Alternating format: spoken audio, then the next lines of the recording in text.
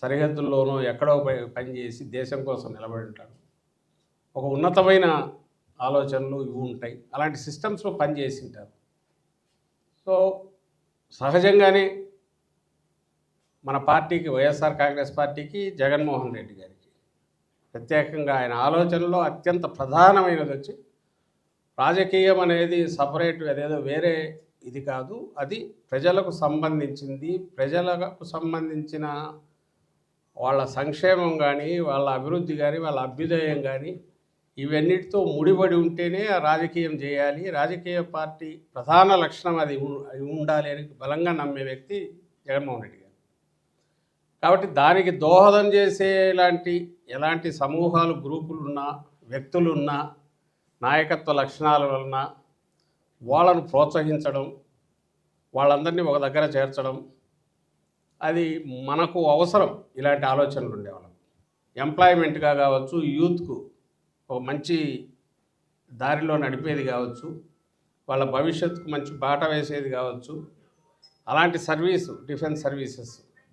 So వాటిలో కూడా వీలైనంత ఎక్కువ మంది పోతుంటే స్టేట్ నుంచి కూడా ఎంప్లాయ్మెంట్ క్రియేషన్ కూడా అవుతుంది. అలాగే సర్వీస్ చేసి వచ్చిన వాళ్ళ అవి సేవలు ఇక్కడ వాడుకోగలిగితే డిఫరెంట్ సెగ్మెంట్స్లో ఒక క్రమశిక్షణ కలిగిన ఫోర్స్ కాబట్టి మంచి ఫలితాలు కూడా ఉంటాయి. సైనికులుగా అదే డిఫెన్స్ ఫోర్సెస్లో పనిచేసిన వాళ్ళు తిరిగి వచ్చాక అసలు ముందు వాళ్ళని గుర్తించడము, వాళ్ళకు సంబంధించిన అవసరాలు ఏవి అనేది గుర్తించడం, అందులో ఏవేవి చేయగలరో వాటిని ఫుల్ఫిల్ చేయడం, అలాగే వాళ్ళ సేవలు, సర్వీసెస్ పూర్తి వాడుకోగలగడం, ఒకటి పార్టీ పరంగా కానీ, జనంలో పోవడానికి కానీ, అలాగే వాళ్ళల్లో నాయకత్వ లక్షణాలు ఉంటే వాళ్ళను ప్రధాన పొలిటికల్ దాంట్లో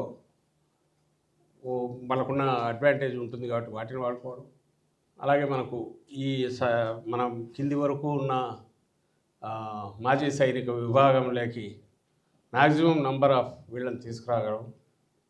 సో సంస్థాగతంగా ఈ విభాగాన్ని ఎంతవరకు మనం బలోపేతం చేయాలి కిందికి అనేది ఒకటి, అది దాని మీద దృష్టి పెట్టి మనకు తర్వాత ఆ ప్రాసెస్లో భాగంగానే ఒకసారి మీరు పార్టీ దీంట్లో భాగమైనాక ఇంకా అన్నింటిలో ప్రతిదీ ఇష్యూస్ ఉంటే డిస్కస్ చేస్తుంటాం. మిగిలిన వాటి గురించి మాట్లాడినట్టే మీరంతా ఏమంటారు, సర్వీస్లో నుంచి వచ్చిన వాళ్ళు, లోక జ్ఞానం ఎక్కువ ఉండేవాళ్ళు, చుట్టూ జరుగుతున్న దాన్ని అబ్జర్వ్ చేసేవాళ్ళు, ఏదైనా మంచి జరుగుతుంటే ఎంకరేజ్ చేయడము, చెడు ఉంటే దాన్ని ఆపే ప్రయత్నం చేయడము. ఇప్పుడు అన్నిటికంటే ఎక్కువగా బాగా పాపులర్ అయ్యి ప్రజల్లోకి పోగలిగి ఆలోచింపజేసేదిగా ఉన్న డిజిటల్ మీడియా ఏదైతే ఉందో దాన్ని పూర్తిగా వాడుకోగలగడం. మీలో మీకున్న ఎక్స్పోజర్ మిగిలిన వాళ్ళకు ఉండదు. అన్ని కల్చర్స్ చూసింటారు, అన్ని చోట్ల ఇది వచ్చారు. మన అవసరాలు స్టేట్ ఇంకా బాగుండాలంటే ఏం చేయాలి, వీటి దగ్గర నుంచి ఇప్పుడున్న దుర్మార్గ ప్రభుత్వం పేరుతో ఇప్పుడున్న దుర్మార్గ అరాచక ముఠా సాగిస్తున్న వీటిని ఎక్కడెక్కడ ఎండగట్టడానికి ఒక మంచి ఆయుధంగా ఉన్న ఈ సోషల్ మీడియా ప్లాట్ఫామ్స్, వాటిని పూర్తిగా వాడుకోగలగడం, మీకున్న ఎక్స్పీరియన్స్, ఎక్స్పోజర్ దానికి ఉపయోగించడం, వీటిలో కూడా సర్వీసెస్ అవసరం ఉన్నాయి. మాజీ సైనికులుగా మన సంక్షేమం గురించి ఆలోచించడమే కాకుండా రాష్ట్రానికి కూడా మంచిది,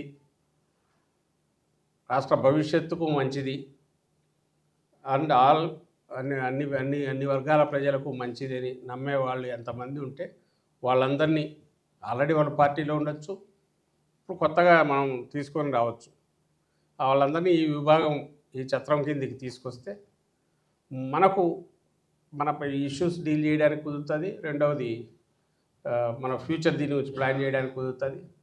పార్టీలో యాక్టివ్గా చురుగ్గా మీరు పాల్గొనడానికి ఒక అవకాశం వస్తుంది. మీరు కానీ ఇంకా ఎవరైనా ఉంటే, ఎవరైతే మన దీంతో కలిసి జర్నీ చేయాలనుకుంటున్నారో వాళ్ళ వివరాలన్నీ కూడా మన దగ్గర ఉండాలి. సో దట్ వాళ్ళ ద్వారా మళ్ళీ సొసైటీకి మెసేజ్ పంపినా, ఇంకోటి పంపినా, ఇప్పుడున్న అవకాశాలు మీడియా ద్వారా ఇన్ని అవకాశాలు ఉన్నాయి కాబట్టి ఆ రియల్ టైంలో చంద్రబాబు నాయుడు కానీ ఇప్పుడు అటువైపు వాళ్ళు కానీ క్రియేట్ చేసే ఒక తప్పుడు ప్రచారము, విష ప్రచారము, ఫేక్ నెరేటివ్ బిల్డ్ చేసి వాళ్ళు ఏదైతే చేస్తున్నారో, క్యారెక్టర్ అసాసినేషన్లు కానీ, ప్రజల సమస్యలు కాకుండా వాటికి ఆన్సర్ ఇవ్వకుండా సంబంధం లేనివి వాటి మీద అండ్ తప్పించుకుని డైవర్ట్ చేసే పాలిటిక్స్ ఏదైతే చేస్తున్నారో వాటిని ఎక్కడికెక్కడ తిప్పికొట్టి వాళ్ళని మళ్ళీ చొక్కా పట్టుకొని లాగి ఇదిగో ఈ సమస్య నీ వల్ల క్రియేట్ అయింది, దీనికి నువ్వు ఆన్సర్ ఇవ్వాలని నిలదీసే పరిస్థితిలో పెట్టాలని.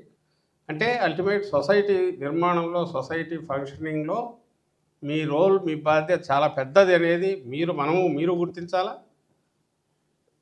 డిఫెన్స్ ఫోర్సెస్లోకి పోయి వచ్చిన ప్రతి ఒక్కరు కూడా గర్వంగా వచ్చేసి ఎస్ మా రోల్ చాలా పెద్దది అనుకునేట్టు చేయగలగాలి. దానికి అవసరమైన రకంగా మన ఆలోచనలు మనం రూపకల్పన చేసి ప్రతిపాదించి జగన్మోహన్ రెడ్డి గారి ముందు పెట్టి ఆమోదింపజేసే దీనికి సంబంధించిన విధానాల్లో కూడా అది ఖచ్చితంగా రిఫ్లెక్ట్ అయ్యేట్టు చేద్దాం. అండ్ వీటన్నిటిలో మీరు అనుకునే మళ్ళీ తర్వాత మీరు కూర్చొని ఒక అడహాకి దీన్ని తయారు చేస్తే నేను చూస్తాను. ఆ కమిటీ దాంట్లో కూడా చిన్న చిన్న కమిటీలు ఒకటి ఫామ్ చేసి నాట్ ఓన్లీ ఒకటి బ్రాడ్ ఒక కమిటీ వేసి నేను అన్నట్టు సోషల్ మీడియాకు ఒక committee and new policy study group ఏదన్నా ఒకటి పెట్టడం. సో మీరు కూడా ఫ్యూచర్లో పార్టిసిపేట్ చేయడానికి అందుకు అవకాశం ఉంటుంది నేను అనుకుంటున్నాను. మళ్ళీ మనం ఒక 2-3 నెలల తర్వాత ఒకసారి రివ్యూ చేసుకుందాం. అప్పటికి పూర్తిగా మనం అనుకున్నది అయిపోతే జగన్మోహన్ రెడ్డి గారే మీ దీన్ని అడ్రస్ చేసేటట్టు ఈ సమావేశం ఆయనతోనే ఏర్పాటు చేసే ప్రయత్నం చేస్తామంటే. I wish you all the best.